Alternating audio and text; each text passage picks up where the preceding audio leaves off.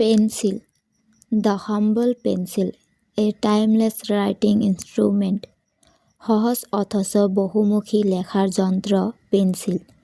যুগ যুগ ধৰি শিল্পী, লেখক আৰু ছাত্ৰ-ছাত্ৰীৰ বাবে এক বিশ্বাসী সংগী হৈ আহিছে।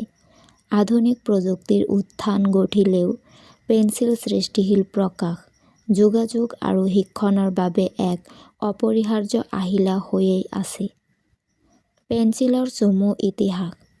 প্ৰাচীন গ্ৰীচ আৰু ৰোমৰ পৰাই প্ৰাচীন জ্ঞাত পেন্সিল, য'ত লিখা আৰু অংকন কৰিবলৈ গ্ৰেফাইটৰ লাঠি ব্যৱহাৰ কৰা হৈছিল।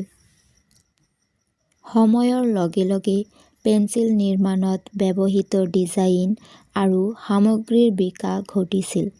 কাঠৰ আৱৰণ, ইৰেজাৰ আৰু বিভিন্ন গ্ৰেফাইটৰ কঠিনতাৰ মাত্ৰাৰ প্ৰচলন ঘটিছিল। পেন্সিলৰ তাৎপৰ্য।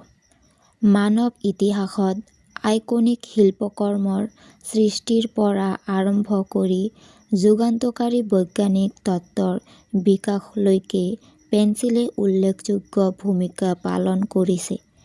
লিওনাৰ্ডো দা ভিঞ্চি, ভিনচেণ্ট ভান গঘ, এলবাৰ্ট আইনষ্টাইনকে ধৰি বহুতো বিখ্যাত শিল্পী, লেখক, চিন্তাবিদে পেন্সিলক প্ৰাথমিক সৃষ্টিশীল আহিলা হিচাপে নিৰ্ভৰ কৰি আহিছে।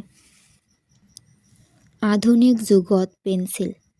আজিৰ ডিজিটেল যুগত পেন্সিল এক প্ৰাসংগিক আৰু অপৰিহাৰ্য আহিলা হৈয়েই আছে।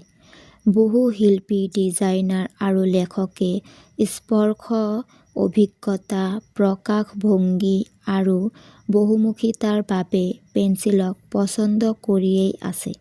পেন্সিল ছাত্ৰ-ছাত্ৰীৰ বাবেও এক অপৰিহাৰ্য আহিলা। ই শিক্ষণ আৰু সৃষ্টিশীল প্ৰকাশৰ ক্ষেত্ৰত হাতে কামে কৰা পদ্ধতি প্ৰদান কৰে।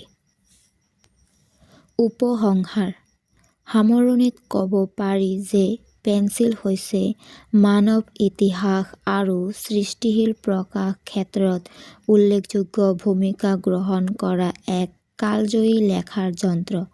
প্ৰাচীন সভ্যতাৰ পৰা আধুনিক যুগলৈকে পেন্সিল শিল্পী, লেখক, ছাত্ৰ, চিন্তাবিদৰ বাবে এক অপৰিহাৰ্য আহিলা হৈয়েই আছে। ইয়াৰ সৰলতা, বহুমুখিতা আৰু স্পৰ্শ অভিজ্ঞতাই সৃষ্টিশীলতা, আত্মপ্ৰকাশ আৰু ফলপ্ৰসূ যোগাযোগক মূল্য দিয়া যিকোনো ব্যক্তিৰ বাবে ইয়াক এক অপৰিহাৰ্য অংগ কৰি তোলে।